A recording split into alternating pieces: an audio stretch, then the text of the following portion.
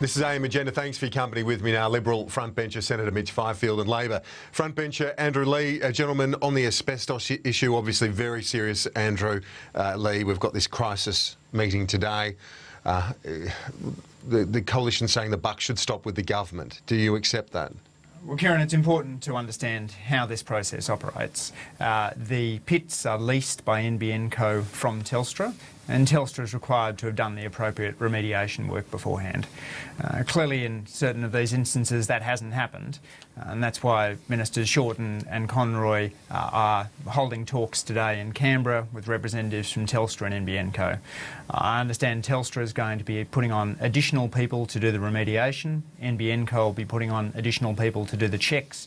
And Telstra will also do a better job of keeping local residents informed about remediation, because people are understandably concerned when they see signs talking about asbestos in their street. Telstra's got a hotline too, which I'm sure you're able to put up for your viewers for anyone who's concerned. Senator Fifield, do you accept that this could have happened under the coalition alternative as well? Well, no. I mean, this government, we've got to be fair, does have the Midas touch in reverse. Everything they touch goes wrong. But everything to do with the NBN has been half-assed from the outset. There was no business plan. There was no attempt to look at alternatives. There was no cost-benefit analysis. The NBN has been a disaster from beginning to end. The virtue of the coalition's alternative plan is that we would use what is colloquially called the existing legacy infrastructure, and that would mean that we'd be disturbing far less of the pits than is the case under this government. But look, when you have a flawed process from the outset, you do have down the track unforeseen negative outcomes, and this looks like being one of them. We've got the, as I said, those crisis talks. A bit later in the day, we'll take you to any developments when they happen a bit later with the Shorten Conroy meeting today with the Telstra executives. Live as we speak on Multiview, if you want to watch it, is the announcement that Geelong is going to be the headquarters for the National Disability Insurance Scheme. We've got live coverage on Multiview. We'll take you there live when the Prime Minister speaks, but at the moment you can watch it if you want to via your Multiview service. Andrew Leigh, Tony Abbott says that the government is catching up here because the coalition had already indicated that they were planning to do this. You're talking about the disability care announcement. Disability care in the headquarters in Geelong, yeah. Well, certainly having disability care up and running is something that would only ever going to happen under a Labor government. I'm very pleased that the coalition has supported it, and that's due in no small part to the advocacy of Mitch Fifield, who's a strong advocate for people with disabilities. And the headquarters in Geelong? Well, I don't think anyone in the disability community really believes that we would have disability care today were a coalition government to have been in office. It just wouldn't have come on the radar. So this is a great reform.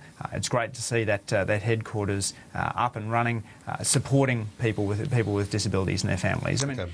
I'm always a supporter of public service jobs in Canberra, but I'm pleased to see disability care up and running now. Senator Fifield, the local member Richard Marles says that this is a good development, making moving a headquarters for a significant government agency to a regional centre. So I want to get your thoughts on that, and also on Andrew Leigh's suggestion that this would never have happened under a coalition government. I guess you might disagree with that. Well, look, the credit for the NDIS has to go to Australians with disability, their carers and the organisations that support them. They're really the ones who put this on the map. But when it comes to the Geelong headquarters, the government has been playing catch-up. Sarah Henderson, our candidate for Corangamite, and Peter Reid, our candidate for Corio, have been calling for the headquarters in Geelong for quite some time. And we can't forget that the Victorian government have had $25 million on the table for the best part of the year to support and encourage the establishment of the NDIS headquarters in Geelong. So, this really is, I think, a Liberal win. The Victorian government were pushing for this hard, and we've said all along that the NDIS headquarters shouldn't be in Canberra. Today is a good day. All right, let's move on. The Batman pre-selection. I'm interested to get your thoughts on that. We heard from Marianne Thomas a bit earlier. I think the front runner when it comes to the female candidates at least, but David Feeney is the front runner overall. The Labor Party power broker played a crucial role in having the Prime Minister assume the role and dumping Kevin Rudd. Tanya Plibersek, Penny Wong, Jenny Macklin, all endorsing Marianne Thomas, an executive with Plan International, that children's development agency, but not the Prime Minister. What's going on? Well, Kieran, my view is that people from different jurisdictions shouldn't be diving into pre-selections elsewhere.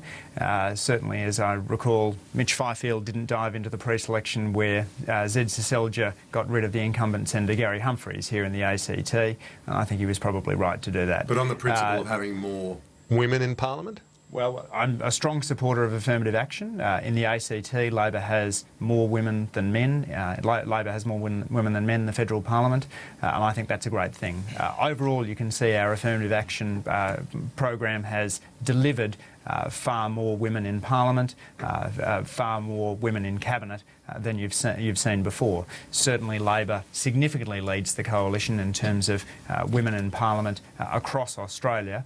Affirmative action is a key part of that, and it's important that we maintain that. Including the first female Prime Minister. Well, that's a decent record, Senator Fifield. Well, look, we don't need affirmative action or quotas in the Liberal Party to get talented people like Julie Bishop, Sophie Mirabella, Susan Leigh, Kelly O'Dwyer into comfortable, what you might call safe, so the reason you Conservative have fewer women seats. is because you have fewer people of talent?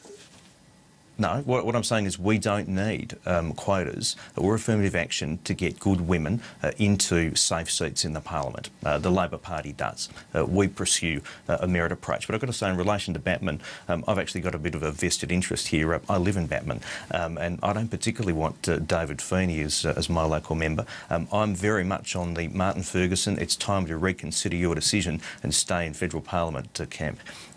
Martin's a good guy. I think it's to the discredit of the Australian Labor Party that he doesn't feel that he can remain in this Parliament or serve in this government any longer. So, Martin Ferguson, please reconsider. What have the people of Batman done to deserve David Feeney? Well, I don't think there's much chance of that. But does he get your vote if he stays, Mitch? Well, you know, look, he if you want him that much, surely you should be offering to vote for him. Martin has always got my second preference. Oh, come on. Yeah, well, I don't think your vote counts much. Labor holds it by 25%, don't they? Well, I think I've spoken to Martin, and he does appreciate my second preference. I'm sure he would. Look, Martin's was a great career. Right? There's no taking anything away from that. The career through the union movement, the career in politics, and those testimonies to him on the House of Reps. What does it say about the Labor Party today that he doesn't feel he can continue? He obviously feels that you walking into a brick wall at the election wants to get out. This isn't a bloke who walked into Parliament yesterday, Kieran. Martin is somebody who has had a significant career in federal politics, longer than most people serve in the federal Parliament. He's chosen to choose to exit at a time of his choosing, and I think that's a great thing. Let's move on and talk about the 457 visa issue. Simon Crean, another former ACTU boss, long-serving minister, says that the unions have gone about this the wrong way in calling for a crackdown. He wants to see the evidence of rorts happening if you're going to announce greater fines and so on. Sure. What's going on here? Is the government beating this up to be a distraction to try and play a xenophobic card? No, let me give you the evidence. We've done a survey recently of employers who employed 457 workers, and that found that 15% said they could have sourced that labour locally. Now that's against the program. The program is meant to be one which says you can bring in temporary migrants from overseas if you're unable to find a local to do the job. But 15% of employers say in these surveys that actually there was a local that could have done the job. That's a concern, because when you have people breaking the rules... Simon Crean's asking, why would employers do this? Why would they be seeking to not go for Australian workers first? It defies common sense. Well, you have a range of reasons why people might look at overseas workforces. Certainly, one of the things that I've heard speaking to local unions in areas where they've got 457 workers is that employers will sometimes go for overseas workers because they want a workforce that is more compliant, that is less likely to band together for better pay and conditions because they've only got a temporary stake in the job. Whereas when you've got workers who are there for long careers, they're willing to stand up for occupational health and safety, for good pay and conditions. And they're principles that I think are important. Well, if that's the figure, according to the data that Andrew Leigh's referred to there, 15%, that's certainly not a small number. That's something that warrants investigation, isn't it? Well, look, we don't want to see anyone abusing the system, but the Minister has been spectacularly unsuccessful in actually demonstrating where the rorts are. A couple of weeks ago, he just randomly plucked a figure out of the air. I think it was, 10,000 cases of rorting, and then when asked to back it up, he couldn't produce a single example. Now, sure, in any system like this, there will be people who aren't doing the right thing. But what under the coalition, if the coalition wins in September, as all expectations and polls suggest, would we see an expansion of 457 visas? Well, there's been a significant expansion of 457 visas under the current government. Now, 457 visas will reflect the shortages that are there. There's no target or magic figure for the appropriate number of 457 visas. They're driven by need. That's how the system should work. But what this government has been doing is seeking to use 457 visas as a mechanism to raise xenophobia in the Australian community. Now, the Australian public aren't racist. They're not xenophobic. I don't think that this government's campaign will work. If the government proposes some common sense changes, then sure, we'll look at those. But I think it's been pretty unedifying, the government's approach to 457 visas over the last few months. I mean, for the party who's talked about a peaceful invasion, who talks about illegal arrivals, to now be suggesting that we are raising xenophobia is a bit rich. I've got to interrupt, gents. In fact, we're out of time for the program, but good timing. Julia Gillard just got to the stage, to the lectern there at the launch of the NDIS.